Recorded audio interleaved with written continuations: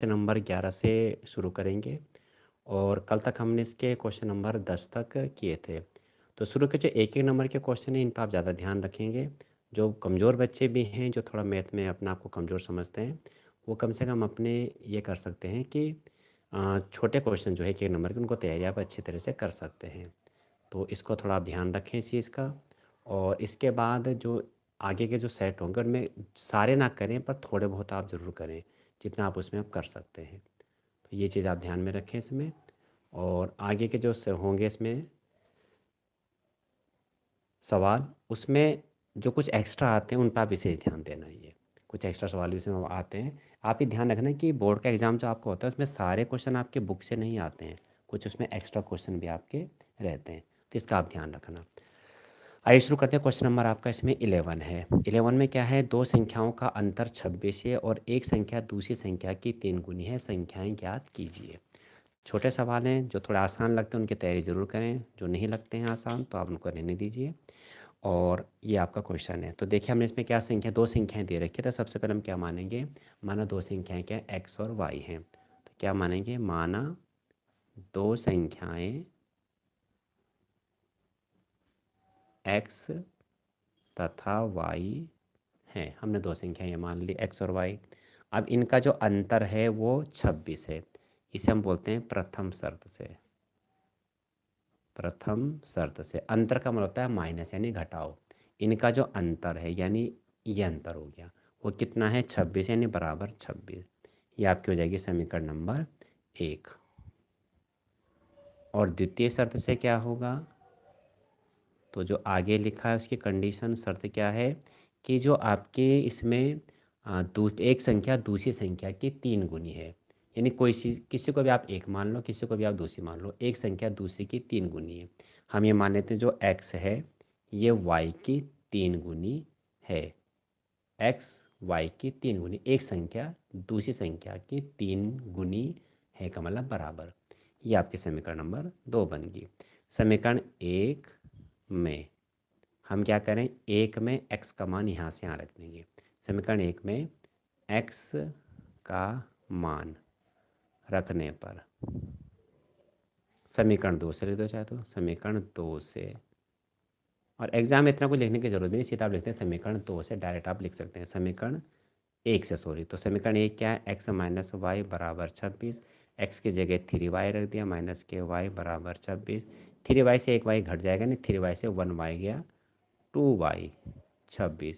और y बराबर 2 इधर आएगा तो इसके भाग में जाएगा, 26/2 यानी 13। एक संख्या 13 आ गई समीकरण 2 से। यानी अब समीकरण 2 का हम प्रयोग कर रहे हैं। तो समीकरण 2 से का मतलब है समीकरण 2 हमारी क्या है, x बराबर 3y और y का मान हम रखते हैं 13 और x बराबर क्या है 13 3 के 39। यानी आपका क्या है, अतः लास्ट में आंसर आप इस तरीके से लिखें, अतः अभीष्ट संख्याएं, यानी जो संख्या आपसे पूछी गई थी जो हमको चाहिए थी वो क्या है, 39 तथा पहली क्या थी आपकी, एक्स का मान क्या, 13, सॉरी भाई 13 और 39 या 39 13 आप कुछ भी कह सकते हैं।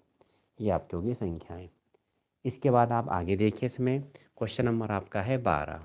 ये आसान है, इसकी आप तैयारी कर सकते हैं मेरे ख्याल से, तो इसको आप बाद में रिवाइज ज़रूर करें। क्वेश्चन नंबर 12 है आपका। 12 में क्या है देखो, 12 क्वेश्चन आपको दे रखा है कि सिद्ध कीजिए 2 10 30 1 प्लस के 10 स्क्वायर 30 बराबर साइन 60। ये आपको दे रखा है। तो बहुत आसान है, लेकिन आपको मान याद होनी चाहिए इसके। तो हमें सिद्ध करना है इसमें। तो 2 10 30 हम इसमें LHS लिखते हैं।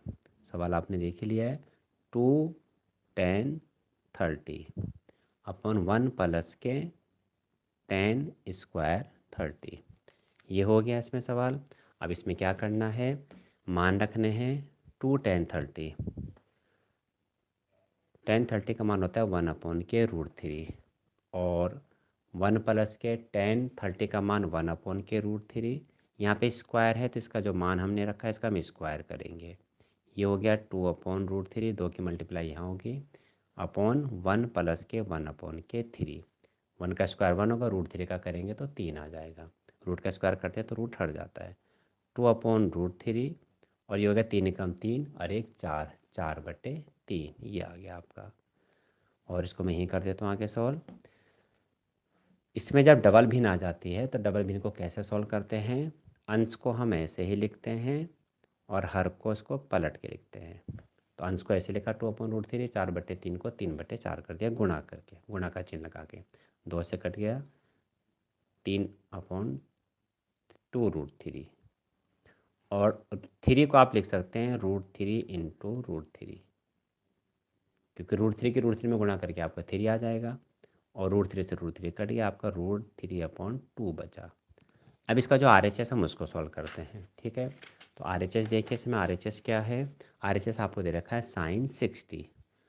RHS आपका क्या है, sin60, और sin60 की वैल्यू आप सभी जानते हैं √3/2 हो गया। तो बराबर क्या हो जाएगा, LHS। तो लास्ट में आप लिख देंगे, आता है LHS बराबर RHS, लेफ्ट हैंड साइड बराबर राइट हैंड साइड। ठीक है, क्वेश्चन नंबर आपका आ गया अब 13। 13वां क्वेश्चन क्या है, तो विधि x का मान ज्ञात कीजिए यदि बिंदु x3 4 5 की दूरी √5 है। ये छोटे छोटे सवाल हैं, काफ़ी अच्छे हैं। और इसमें क्या है, आपको यानी दूरी का ही सूत्र लगना है, लेकिन दूरी अब आपको दे रखी है इसमें। तो इस तरह से आपको बिंदु दिए हैं x3, ये पहला बिंदु है, और दूसरा बिंदु है 4 5, 7वें चैप्टर का सवाल है ये। और इनके जो बीच की दूरी है, ये बीच की दूरी हमने ये मान लिया, बीच की दूरी आपको दे रखी है √5, √5 दे रखी है। ये आपका हो गया यहाँ पे x1, ये हो गया x2, ये हो गया सॉरी y1 और x2 और y2। यहाँ पे हम स्क्वायर कर देते हैं इधर, अगर आप इधर स्क्वायर करेंगे तो रूट नहीं लगाएंगे, x2 माइनस x1 का whole square plus y2 minus y1 का होल स्क्वायर, ये हो गया। और d आपका है √5 का स्क्वायर, हमें यहाँ रूट की ज़रूरत नहीं है इसलिए हम d स्क्वायर लेके चल रहे हैं। x2 यानी 4 माइनस x का होल स्क्वायर प्लस 5 माइनस 3 का होल स्क्वायर, तो 4 माइनस x का होल स्क्वायर प्लस 5 माइनस 3 का होल स्क्वायर। और अगर रूट लेके चलते हैं तो लास्ट में आपको रूट हटाना पड़ेगा, तो आपको स्क्वायर करना पड़ेगा। फिर √5 का स्क्वायर 5 हो गया। इसको हम स्क्वायर नहीं खोलेंगे तो कुछ सवाल हमारा थोड़ा छोटा हो जाएगा। 5 में से 3 गए 2 और 2 का स्क्वायर क्या हो जाएगा 4, 4 इधर आके घट गया, 5 में से 4 गया, आपका क्या बचा 1, 4 माइनस एक्स का होल स्क्वायर, क्या क्या 4 इधर आके माइनस हो जाएगा, 5 में से 4 गया 1, यहाँ से स्क्वायर हटेगा, यहाँ प्लस माइनस के साथ ये 1 का रूट 1 ही होता है, रूट लगाना चाहें तो आप लगा सकते हैं, और 1 का रूट 1 ही होगा, प्लस माइनस 1 बराबर 4 माइनस एक्स। इसको हम ऐसे लिख लेते हैं, या 4 माइनस एक्स बराबर प्लस माइनस 1। एक बार आप प्लस चिन्ह लेंगे, प्लस चिन्ह लेने पर तो प्लस चिन्ह लिया, तो ये प्लस का 1 लिया, और 4 इधर आ गया -1, इधर बचा x, या x बराबर 4 में से 1 गया 3।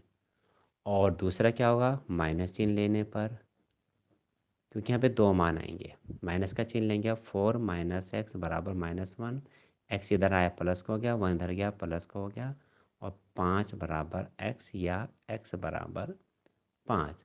तो x के यहाँ पे 2 मान प्राप्त हुए हमें, तो हम क्या करेंगे, लास्ट में लिखेंगे अतः x बराबर 3 या 5, दोनों में से कोई सा भी मान एक हो सकता है, इसमें 3 या 5, लास्ट में आंसर ऐसा ज़रूर लिखना है। 14 सवाल आपका है, 14 आपका रचना का सवाल है। 5 सेंटीमीटर त्रिज्या का, ये आपके पिछले उसमें मैंने करा दिया था, आपको ध्यान होगा, पिछला जो 2009 का सेट आपका था, मैं आपको दिखा देता हूँ ये, तो दोबारा मैं नहीं कराऊंगा क्योंकि वीडियो बहुत लंबी बन जाएगी फिर, नहीं तो ये मैंने आपको पिछले उसमें कराया था जब रचना करवाई थी इसमें, तो आपको ध्यान होगा, इसमें दोनों सवाल हुए थे, एक तो ये वाला रचना वाला, ये पहले क्या था, 5 सेंटीमीटर त्रिज्या का वृत्त खींचा, ये एक त्रिज्या खींची, यहाँ पे 120 का कोण बनाया था, फिर 120 का कोण बनाते त्रिज्या भी खींची, यहाँ से 90 का कोण बनाते हैं, यहाँ से 90 का कोण बनाते, ए से और बी से 2 रेखाएं स्पर्श रेखाएं खींच, और यहाँ पे 60 पे काटेंगे। अगर आपको नहीं आता है तो आप पिछली वीडियो इसकी देख लेना, 2009 का जो सेट फर्स्ट की वीडियो थी। ठीक है, अब देखिए सवाल नंबर आप 14, क्वेश्चन नंबर आपका है, नहीं सॉरी 15, 14 आपका रचना का है, वो आप पिछले बिल्कुल वही रचना दोबारा इसमें। 15 में क्या है, आपको दे रखा है कि एक थैले में 6 काली, और देखो ये थैले वाले सवाल जरूर आते हैं इस तरह से, प्रायिकता के जो सवाल हैं इस तरह का एक सवाल आपका जरूर आएगा। देखिए इसमें क्या है, 6 काली 7 लाल और 2 सफ़ेद गेंदें हैं। इस थैले में से एक गेंद यादृच्छा निकाली जाती है। प्रायिकता ज्ञात कीजिए। निकाली गेंद काली या सफ़ेद हो, लाल हो। इसका अथवा में सिक्के वाला सवाल है। ठीक है, इन दोनों सवालों को आप देख लीजिए और इसको हम हल करते हैं। बहुत आसान सवाल है, प्रायिकता का थोड़ा समझने की कोशिश कीजिए और ये आते ज़रूर हैं। एक गेंद वाला तो ज़रूर आता है यूके बोर्ड में। जिसको आप देखिए तो थैले में क्या काली गेंद कितनी है, तो काली गेंद आपकी इसमें है, काली गेंद है 6। लाल कितनी है, लाल है 7। सफ़ेद कितनी है, सफ़ेद है 2। तो कुल कितनी होगी, 7 6 13 15। कुल गेंद होगी 15। कुल गेंद 15। अब एक गेंद यादृच्छाया निकालने पर थैले में से थोड़ी भाषा लिखने आप आदत बनाएं। भाषा आपको लिखनी है, बिल्कुल डायरेक्ट ना करें। थैले में से एक गेंद यादृच्छाया, यादृच्छाया का मतलब होता है आप बिना किसी चीटिंग के निकाला, आप देखना नहीं, आपके हाथ में कोई से भी गेंद आ सकती है। यादृच्छाया निकालने पर उसके, क्या कह रहा है वो, पहला कह रहा है काली या सफ़ेद होने की प्रायिकता। फर्स्ट पार्ट है काली या सफ़ेद होने की प्रायिकता।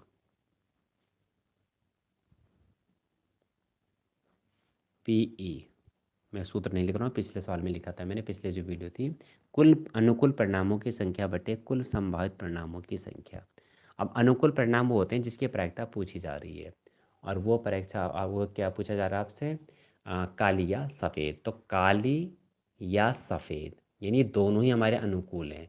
तो काली 6 हैं और सफ़ेद 2 हैं। तो 6 और 2 कितनी होगी, 8। 8 परिणाम हमारे अनुकूल हो गए। पर टोटल कुल 15 गेंदें हैं। संभावना ये है कि 15 में से कोई सी भी गेंद आ सकती है। तो संभावित परिणाम 15। अनुकूल परिणाम जो पूछा जा रहा है वो अनुकूल परिणाम होते हैं, और जो टोटल यहाँ पे संख्या होती है वो संभावित परिणाम होते हैं। ये आपका आ जाएगा आपका काली या सफ़ेद होने की प्रायिकता। सेकंड आपसे क्या इसमें पूछा गया, लाल गेंद होने की प्रायिकता। लाल गेंद होने की प्रायिकता, इसे तो हर कोई बच्चा कर ही सकता है, बहुत आसान सवाल है। आप थोड़ा एक दो बार रिवाइज ज़रूर कर लें अगर आपको कठिन लग रहे हैं तो। लाल गेंद की पूछी जा रही है, लाल गेंद कितनी है, लाल गेंद 7 है। तो 7 परिणाम अनुकूल होगा, संभावना क्या रहेगी, हमेशा 15 बनी रहेगी। तो अनुकूल परिणामों की संख्या 7, कुल संभावित परिणामों की संख्या 15। यहाँ आंसर देखो। अब देखो सवाल नंबर 16, ये आपके 3-3 नंबर के शुरू हो गया। 15 तक आपके 2-2 नंबर के हैं, 11 से 15 तक 2-2 नंबर के। 16 सवाल क्या है, हालांकि सवाल आपके कोर्स में है नहीं फ़िलहाल, लेकिन अगर आ जाए तो आप थोड़ा देख लीजिए। इसका हमें एचसीएफ निकालना है। तो जब 3 संख्याओं का एचसीएफ निकालते हैं तो कैसे करते हैं, सबसे छोटी संख्या का उससे बड़ी संख्या में भाग, और जो इस बड़ी संख्या का उससे बड़ी में। 3 संख्याएं, तो सबसे पहले क्या है, 175 और 255 का। 175 से बड़ी 255, हम इनका एचसीएफ निकालेंगे। तो 175 एकम 175, आपका आ गया ये 80, और फिर इसका भाग इसमें देंगे 175।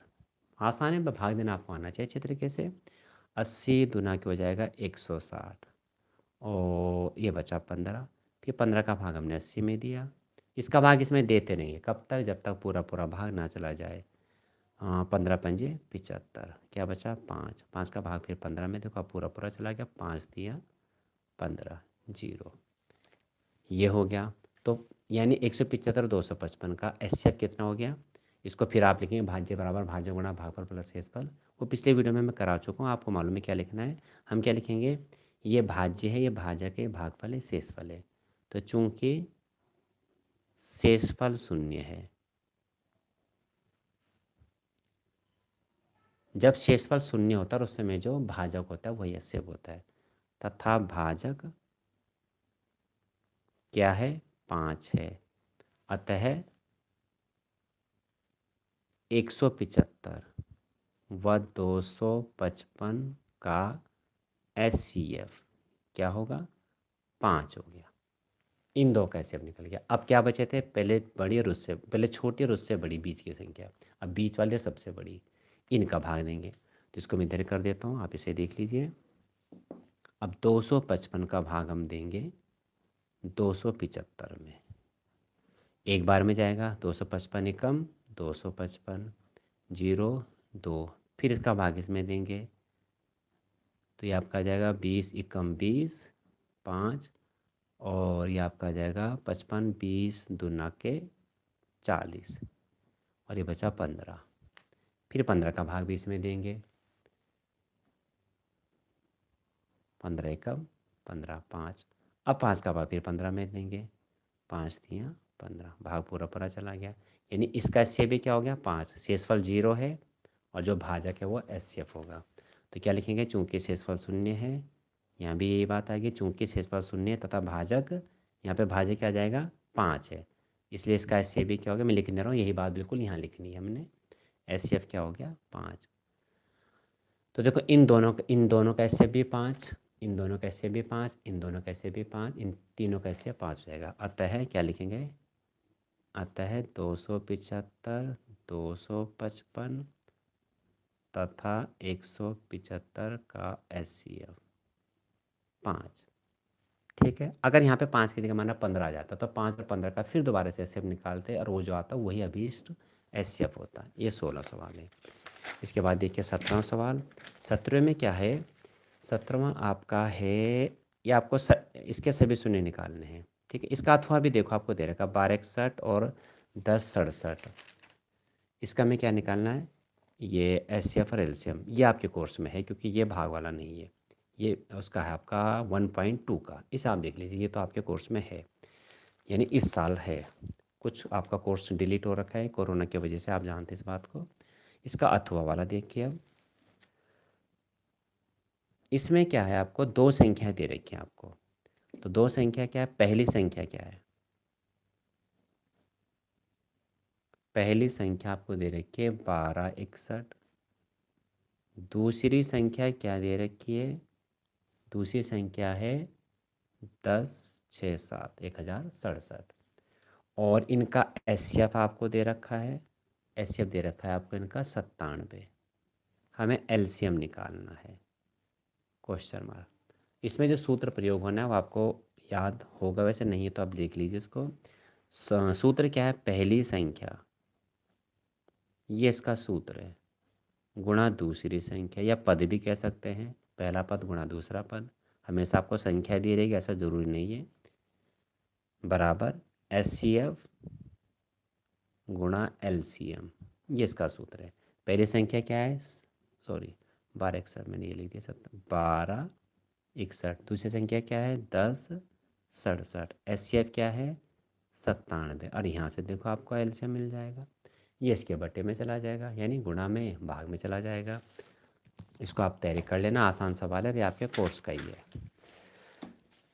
क्या है इसमें, LCM निकालेंगे, तो LCM में आपका क्या आ जाएगा, 1261 गुणा 1067 बटे 1261 गुणा 1067 बटे 97, और इसकी गुणा करके आपका आ जाएगा, ये डायरेक्ट में आंसर को भाग दे के आपका आ जाएगा 13871, ये LCM आ गया।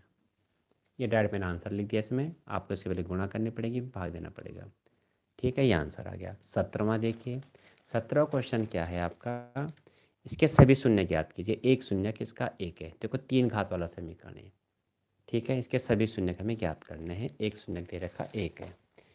तो ये आपका 17वां सवाल है, क्वेश्चन नंबर आपका 17। देखिए इसको, आपको दे रखा बहुपद,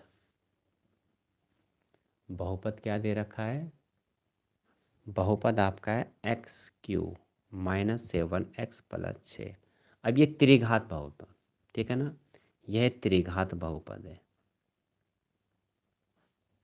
यानी इसकी घात 3 है, अतः इसके 3 शून्यक होंगे। द्विघात वाले के 2 शून्यक होते हैं, शून्य का मतलब यहाँ आंसर से उसके जो x के मान आएंगे उत्तर, द्विघात वाले के 2 होते हैं, रेखी का 1 होता है, त्रिघात के 3 होंगे, अतः इसके 3 शून्यक होंगे,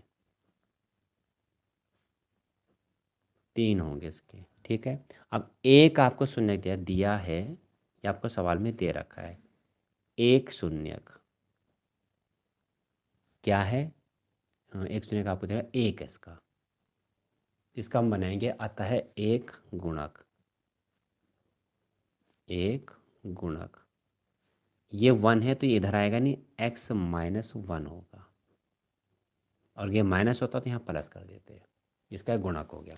अब इसका इसमें हम भाग देंगे, x³ - 7x + 6 में भाग देंगे, तो भाग देके आपका x², x³ आ गया, माइनस के x² माइनस प्लस ये कैंसिल, और ये x² को हम ऐसे लिखेंगे, माइनस के 7x, और आपको हो जाएगा प्लस का 6।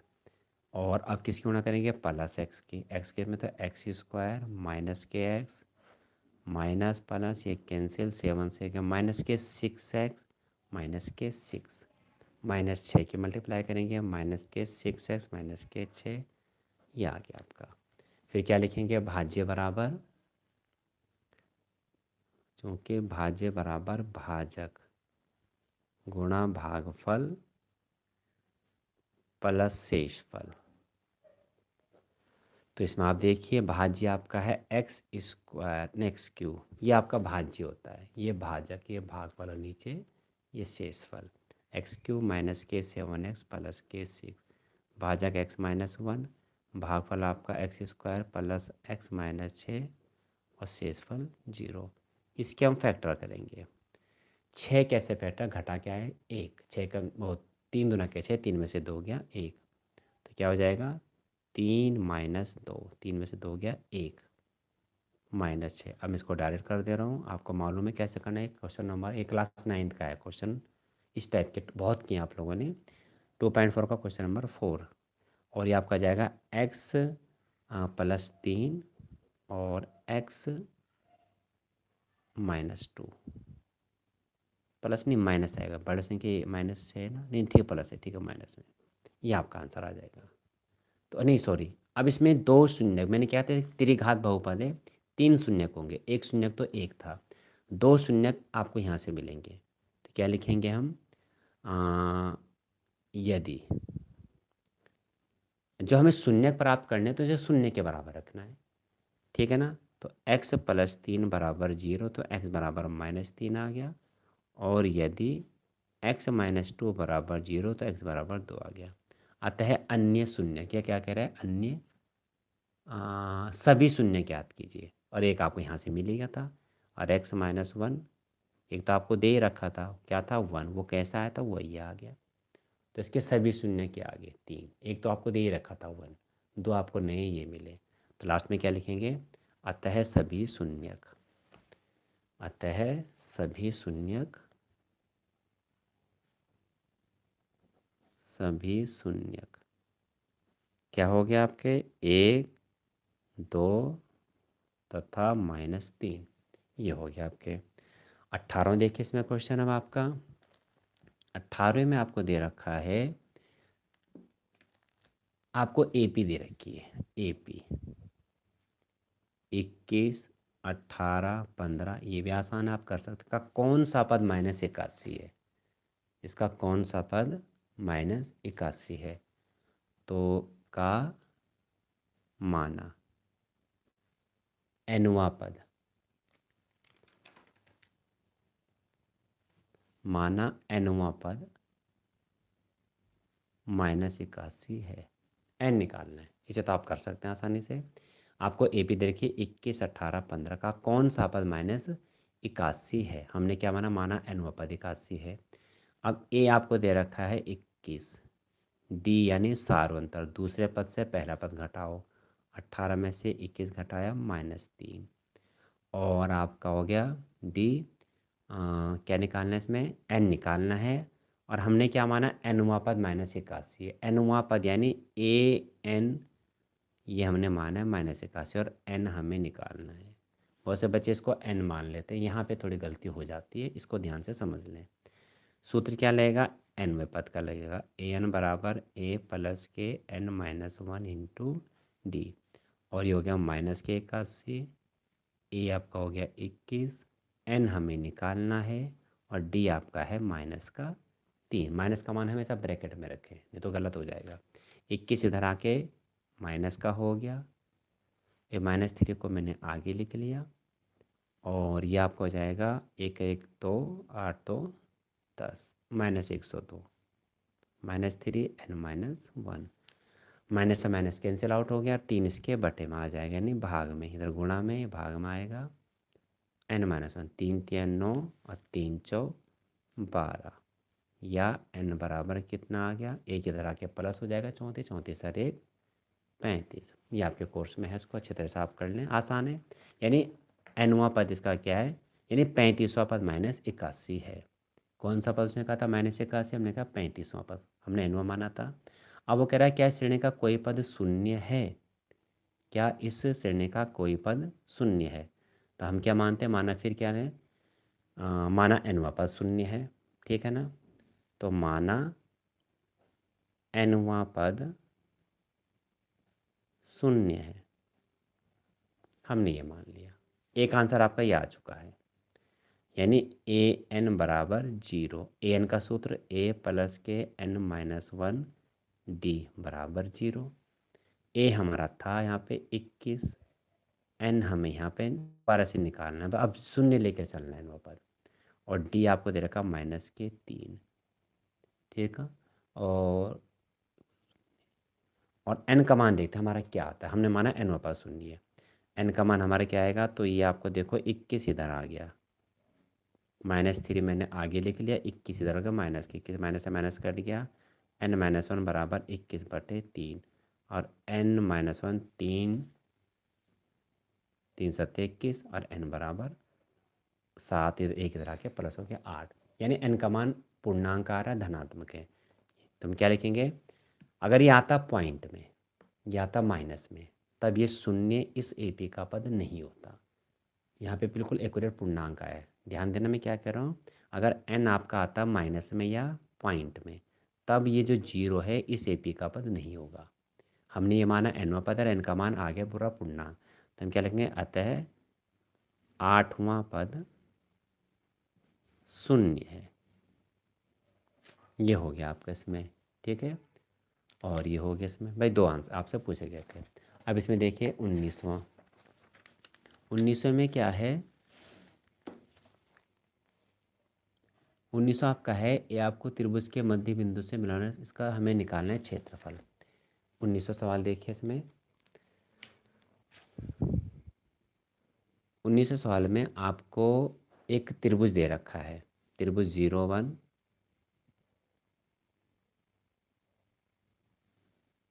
इस तरह से हमने इसको बना दिया। ये देखिए आप 01, हमने इसका नाम दिया था ABC, 0 -1 2 1 और 0 3, ये आपको दे रखा है, ठीक है। सवाल देख लीजिए एक बार फिर।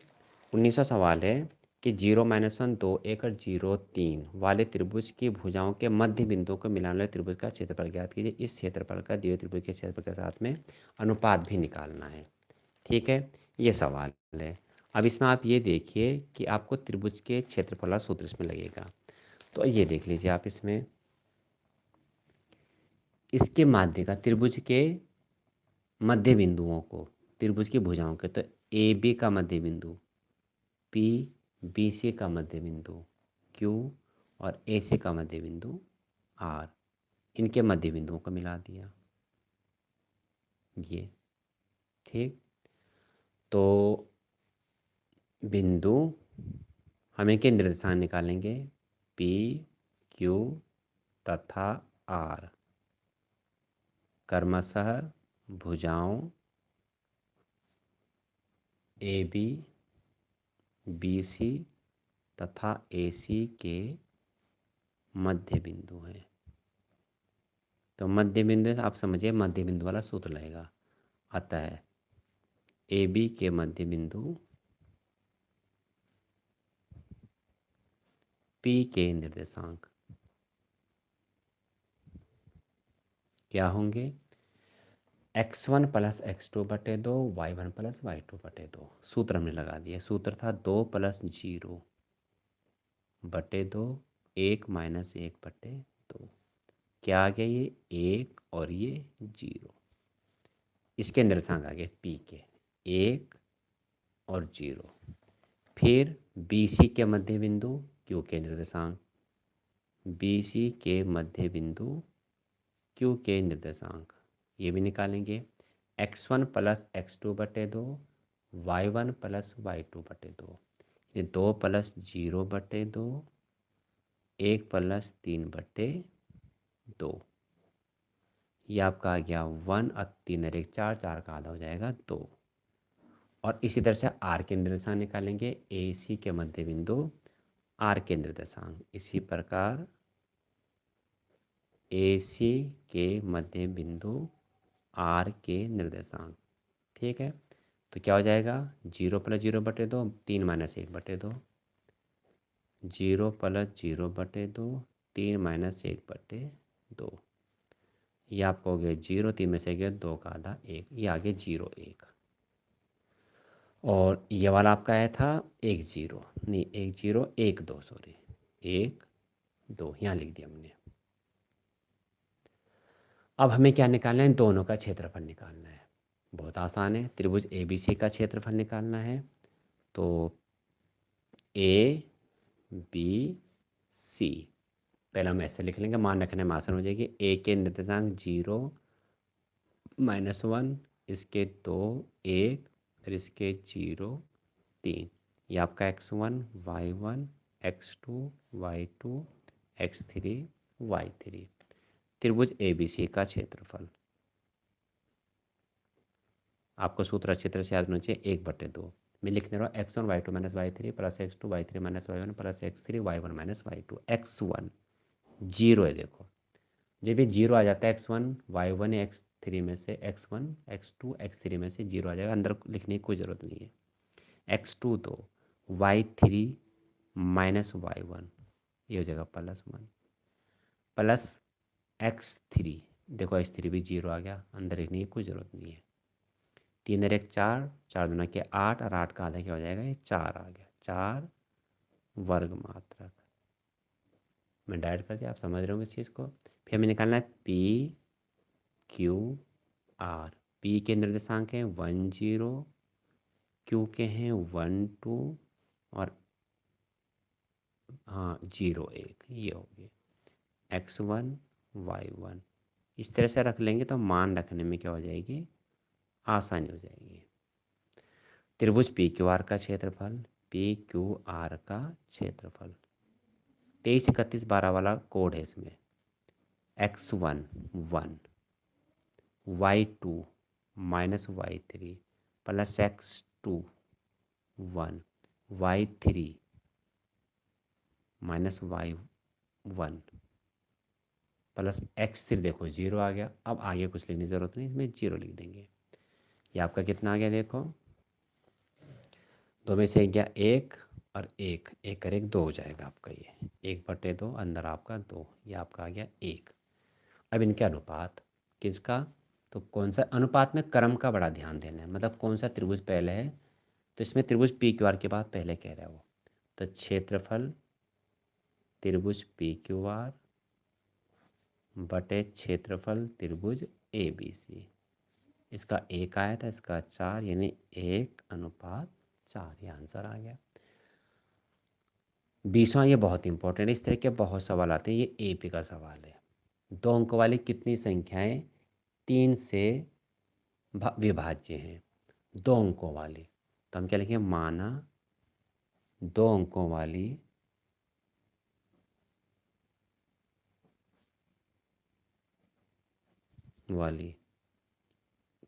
n संख्याएं 3 से विभाज्य है। अब 3 से विभाज्य है, तो इसमें हमें ये देखना है कि 2 अंकों वाली जो संख्याएं हैं इनका अनुक्रम क्या है, अनुक्रम देखना है। तो 2 अंकों वाली 3 से विभाज्य संख्याओं का अनुक्रम। तो 2 अंकों वाली संख्या होती है 10 से शुरू, देखो 10, लेकिन 10 3 से विभाज्य नहीं, 3 से नहीं कटता है। 10 को छोड़ दो, 11 में आओ, 11 भी नहीं कटता, 12 कटता है। तो 2 अंक वाली जो पहली संख्या होगी 3 से विभाज्य 12, फिर 12 3 15, 15 3 18, डैश डैश डैश डैश। अब 2 अंक वाली संख्या सबसे बड़ी 99 है। 100 तो 3 अंकों की होगी, 99 कटता है 3 से, यानी ये हो गया अनुक्रम। क्या है ये? ए पी है। अब हमने n माना है कि ये n संख्या है। a यहाँ पे क्या है? 12, d यहाँ पे क्या है? दूसरा पद माइनस पहला पद यानी 3, n हमें निकालना है और l हमें मालूम है 99 है। ठीक है, 3 से विभाज्य 99 हो गया। l का सूत्र लगेगा, l का वही सूत्र है जो n का है, यानी a प्लस के n माइनस 1 इंटू डी। और l आपका है 99, a आपका है 12, n हमें निकालना है और d आपका है 3। 9 में से इधर आके 12 घट जाएगा, तो 9 में से 2 के साथ 9 में से 1 गया 8 87, और ये n माइनस 1 3। ठीक है, अब देख लो 3 के इधर भाग जाएगा तो 87/3 ये इधर भाग में आएगा, और ये आपका आ गया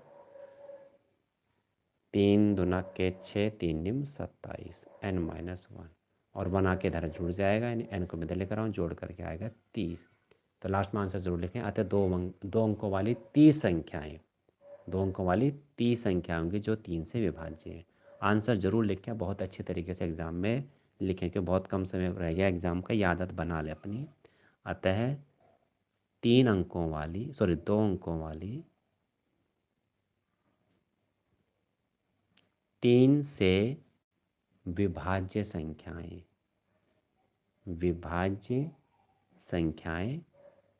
30 हैं। ये निकल गया आपका आंसर। ठीक है, और अब आपका है इसमें 21वां सवाल है। 21वें सवाल में ये आपका है 12वें चैप्टर से। इसका चित्र मैं यहाँ बना देता हूँ, तो बार बार पढ़ना पलटना पड़ेगा मुझे। 21वां सवाल देखिए आप जरा इसमें। 21वें सवाल में आप ये देखिए, आपको एक वृत्त दे रखा है इसमें, और ये इसका केंद्र है O। तो केंद्र से होके आप जो भी रेखा खींचते हैं वो क्या कहलाती है? व्यास। और इसमें ये आपको लाइन दे रखी है, और एक लाइन आपको ये दे रखी है, मतलब आप 2 जीवा कह सकते हैं इसे। और इसमें आप ये देखिए, यहाँ पे दिया है आपको ये P Q और ये R, और ये 7 है इसमें, PR 7 है, नहीं PR Q ये 24 है, PQ 24 है सॉरी, और PR ये RQ 7 है। ठीक है, हमें इसका भाग निकाल, हमें जो छायांकित भाग ये है, हमें इसका क्षेत्रफल बताना है।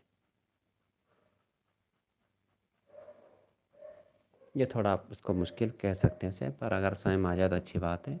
देखिए, तो सबसे पहले क्या है, ये 90 का कोण होगा। क्यों होगा? क्योंकि ये व्यास है, ये व्यास वृत्त के 2 बराबर भाग कर देता है अर्धवृत्त। तो अर्धवृत्त में जो भी कोण बनता है वो 90 का बनता है। तो पाइथागोरस प्रमेय लगा करके, इसमें पाइथागोरस प्रमेय लगाएंगे, 90 के सामने कर्ण होता है, और हम ये निकालेंगे जो त्रिभुज का कर्ण है, और जो कर्ण है वो क्या होगा? ये कर्ण आपका होगा इस वृत्त का व्यास। तो पहले हम क्या लिखेंगे? चूंकि ओ वृत्त का केंद्र है, चूंकि ओ वृत्त का केंद्र है,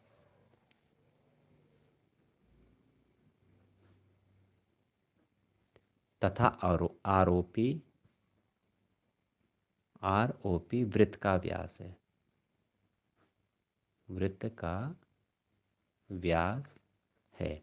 इसका मतलब हम इसको 90 क्यों बता रहे हैं, उसका कारण लिखना है।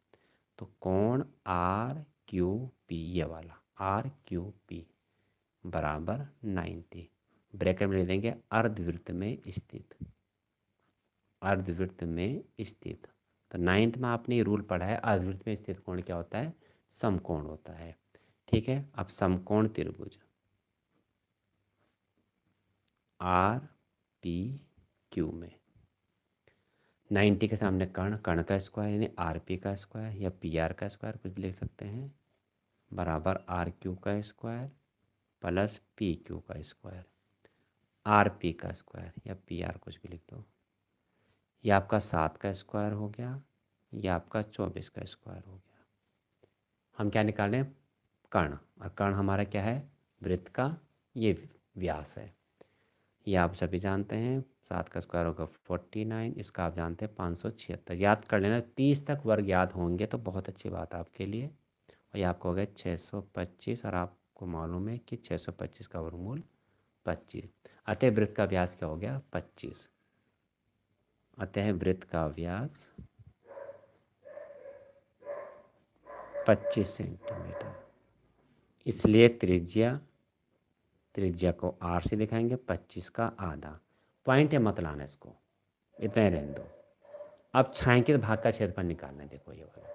तो इस अर्धवृत्त के क्षेत्रफल में से इस त्रिभुज को घटा दो, छायांकित आ गया। फिर सुन लो, हमें इस छायांकित भाग का क्षेत्रफल निकालना है। इस अर्धवृत्त में से ये त्रिभुज का क्षेत्रफल घटा दो, छायांकित आ गया। तो छायांकित भाग का क्षेत्रफल, छायांकित भाग का क्षेत्रफल बराबर क्या होगा? अर्धवृत्त का क्षेत्रफल, अर्धवृत्त मतलब आधा वृत्त, माइनस समकोण त्रिभुज पी क्यू आर का क्षेत्रफल। अब अर्धवृत्त का आप जानते हैं, वृत्त का क्षेत्रफल होता है पाई आर स्क्वायर, अर्धवृत्त का उसमें आधा कर दो। समकोण त्रिभुज का क्षेत्रफल 1/2 लंब गुणा आधार। पाई का मान 22/7 रख दिया। आर आर यहाँ पे हमारा था 25/2, ये आया। स्क्वायर है, तुम 2 बार गुणा करके लिख देंगे, 25/2 गुणा 25/2, और ये वाला 2 भी रह गया हमारा, ये आ गया। और 1/2 लंब 24 और आधार 7। इसको काटेंगे 2 से, आपका कट गया है 11 बार में, ठीक। और नहीं कटेगा, तो ये आपका हो जाएगा 25 हो गया आपका 625, या 11 गुणा गया 625, और 7 दूनी के 14 दूना के 28, और 1/2 ये कट गया, 2 से कट गया 12, 12 सत्ते हो गया 84। सॉरी, ये भी कट गया, अब इसको लिखने की ज़रूरत नहीं, ये आपका आ गया 84, 12 सत्ते 84। इसको हल करते हैं आगे। अब इसमें भाग देंगे 625 में 28 का, तो ये भाग दे के आपका आ जाएगा 22.32 माइनस के 84। इसकी इसमें गुणा करते हैं तो आपका जाएगा ये, गुणा करके 245.52 माइनस के 84, और इसको घटाएंगे तो घटा के आपका जाएगा ये 161.52 सेंटीमीटर स्क्वायर। तो ये आपका आंसर हो जाएगा। इसके बाद देखिए 22वां छोटे छोटे सवाल आ गए। 22वें में क्या है आपको दिया हुआ है, ये भी आपका 7वें चैप्टर का है और आसान है ये। आपको इसमें दिए हुए एक त्रिभुज है, त्रिभुज का नाम हमने ABC दिया, और आपको इसमें शीर्ष दे रखे हैं, त्रिभुज के शीर्ष दे रखे हैं 5 -2 6 4 और 7 -2। आपको ये बताना है, लिखा देखो इसमें कि दर्शाइए कि बिंदु 5 -2 6 4 और 7 2, 7 -2 थोड़ा मिस प्रिंट होता है, 7 -2 किताब का सवाल है ये। एक समद्विबाहु त्रिभुज के शीर्ष से, समद्विबाहु समान 2 भुजाओं वाला, तो हम इसकी तीनों भुजाएं निकालेंगे। चित्र बना दिया, भुजा AB, तो भुजा AB निकाले हमने।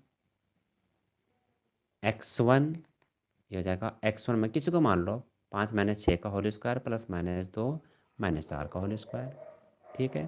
तो 5 - 6 का होल स्क्वायर और -2 -4 का होल स्क्वायर। चाहे आप x1 y1 इसको मानो, x2 y2 इसको मान लो, चाहे x1 y1 इसे मान लो, इसको मान लो, उससे कोई फ़र्क नहीं पड़ता, सेम आंसर आएगा। 5 में से 6 गया, 1 1 स्क्वायर 1, -2 -4 -6 का स्क्वायर प्लस के 36, और ये आ गया रूट में 37 आ गया मात्र, ये निकाली। BC में देखिए 7 - 6 का होल स्क्वायर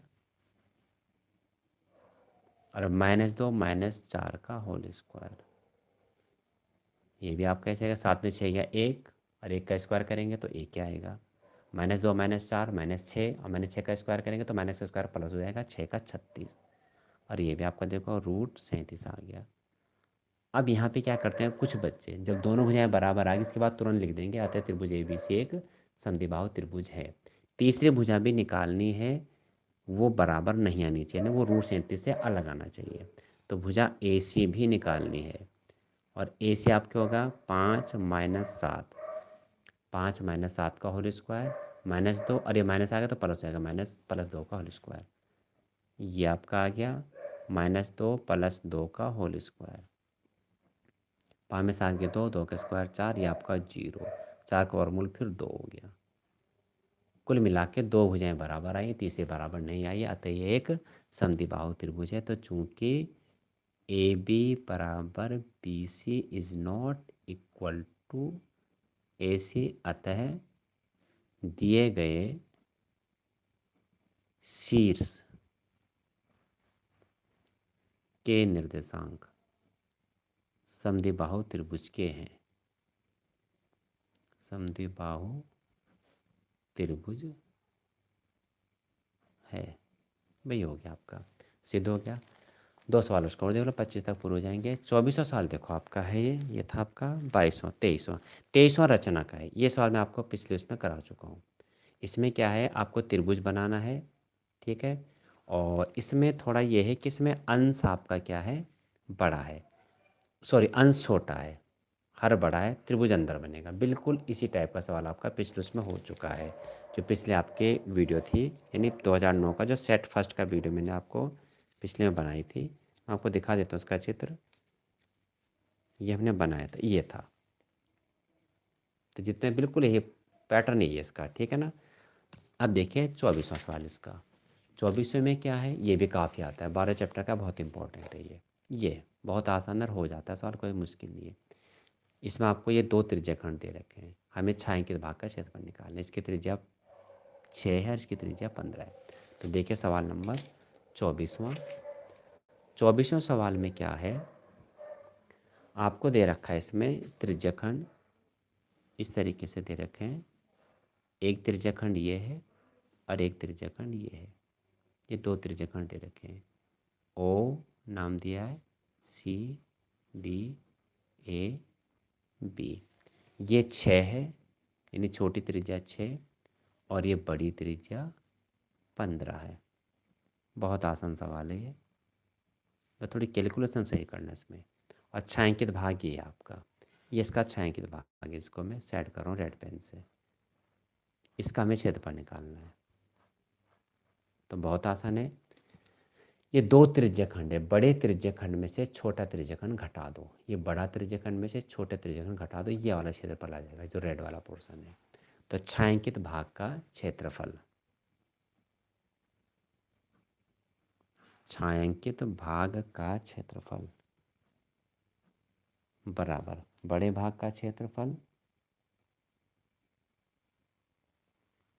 सॉरी बड़े त्रिज्याखंड का क्षेत्रफल, बड़े त्रिज्याखंड का क्षेत्रफल माइनस छोटे त्रिज्याखंड का क्षेत्रफल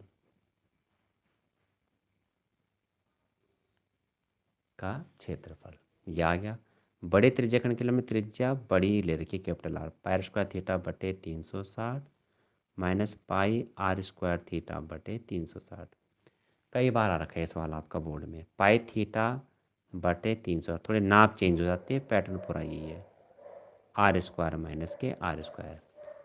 पाई का मान आपको नहीं दिया है, इसका मतलब 22/7 रखना है।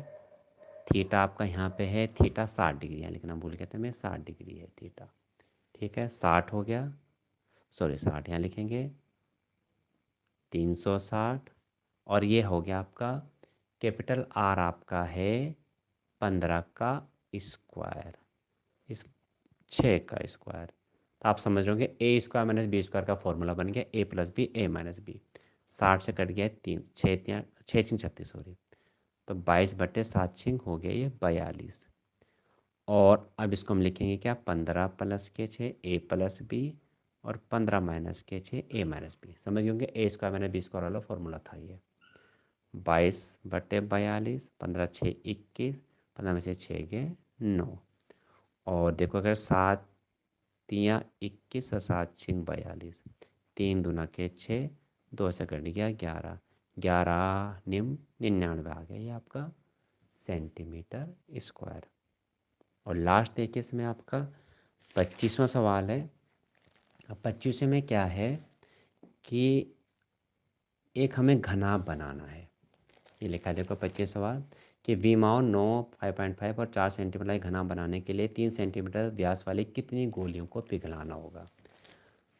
तो पिघलाने का मतलब है कि आयतन बराबर है, एक आपका ये घनाभ है इस तरीके से। पर लास्ट सवाल इसको देखिए, ये भी आसान है, आप समझ जाइए इसको किस तरह से करना है। आप शुरू का स्टेप भी कीजिए, आंसर आपका नहीं आता एग्ज़ाम में, आप शुरू के स्टेप सही कर रहे हैं तो कुछ आपको मिल जाएंगे उसमें नंबर। ऐसे हमने n गोलियों को पिघलाया, हमने क्या करा माना n गोलियों को पिघलाया। ये n गोलियाँ, तो गोलियाँ मीन्स आपका गोले का सूत्र लगेगा n गोलियाँ। इसकी नाप क्या है ये देख लीजिए, इसके नाप है L बराबर 9 सेंटीमीटर, B बराबर 5.5 और H बराबर 4 सेंटीमीटर। और इसकी त्रिज्या आपको, इसका व्यास दे रखा आपको 3, तो त्रिज्या होगी इसकी 1.5। अब हम क्या लिखेंगे, पहला सवाल इसको देख लीजिए। माना दिया गया घनाभ बनाने के लिए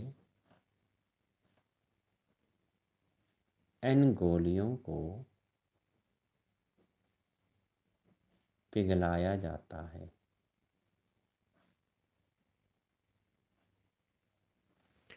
इसका मतलब क्या हुआ, n गोलियों का आयतन, n गोलियों का आयतन बराबर घनाभ का आयतन, ये आपका हो गया। तो n गोलियों का आयतन बराबर घनाभ का आयतन। अब देखो n गोलियों का मतलब गोला का सूत्र है 4/3 पाई आर क्यू। घनाभ आप जानते हैं LBH होता है इसका फॉर्मूला।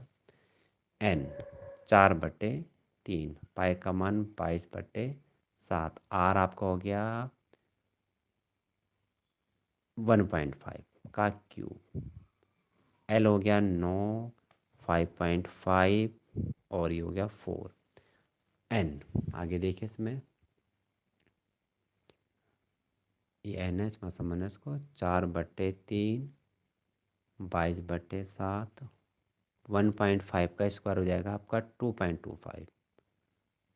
और एक अभी बच रहा है, 2 है ना, 3 घात है, एक आपका ये आ गया। और ये आपको हो जाएगा देखो 9 और 5 20 की जीरो, हाँ से 2 5 20 और 2 22, 22.0 आएगा। तो पॉइंट के बाद चाहते हो 22 लिख सकते हैं इसको। अब देखिए ज़रा इसमें आपका हो जाएगा ये 7 से कट जाएगा। चलो अब इसको ऐसे ले लेता हूँ पहले मैं एक साथ, 22 गुणा के 2.25 गुणा के 1 वैसे आप कैलकुलेशन का पार्ट है, आप वैसे खुद करें तो बहुत अच्छा रहेगा आपके लिए। जितना संभव है मैं उसको करा रहा हूँ। सात से चलो यहीं कर जाए, 7 या 21। और आपका क्या कटा ये इसमें 7 21 और तो इसमें 7 से कटेगा, 7 या 21 नहीं 1.5। चलो इसमें 3 7 21 से काट, 3 7 21 और 3 से कटेगा ये 3, पहले इसको काट, 3.5 आ गया, 7 से कट गया। और 7 से कटेगा 7 दूना के 14, 7 की नहीं, 7 से नहीं कटेगा। बाकी अब आपका ये इधर कर देता हूँ सारा मैं इसको, 22 गुणा के हो गए 7 बटे, और ये आपको हो जाएगा 4 गुणा के 22 गुणा के, ये आपको होगा 2.25 गुणा के 0.5। और इसको पूरा कट करके आपका आ जाएगा ये, अरे 22 से तो 22 कट जाएगा, नहीं नहीं 4 गुणा के 22, हाँ ये इस कट गया आपका इसमें। और नहीं ये नहीं कटेगा, 9 से 33, अब इसको आप सॉल्व कर लेना, आंसर इसका आ जाएगा लगभग, इसका आंसर आएगा 6 गोलियाँ। ठीक है, ये कैलकुलेशन आप खुद कीजिए, इसको इसमें टाइम ज़्यादा लग जाएगा ये। तो 3-3 नंबर के पूरे 25 क्वेश्चन तक आपके आते हैं, इसको आप कंप्लीट कर लेना। कल को उसके 6-6 नंबर के क्वेश्चन होंगे, इसको आप फिर कल देख लेना। अभी आपको जो जो इसमें आसान लगे, जो आपको थोड़ा बहुत समझ में आए, उनकी आप तैयारी ज़रूर कीजिए।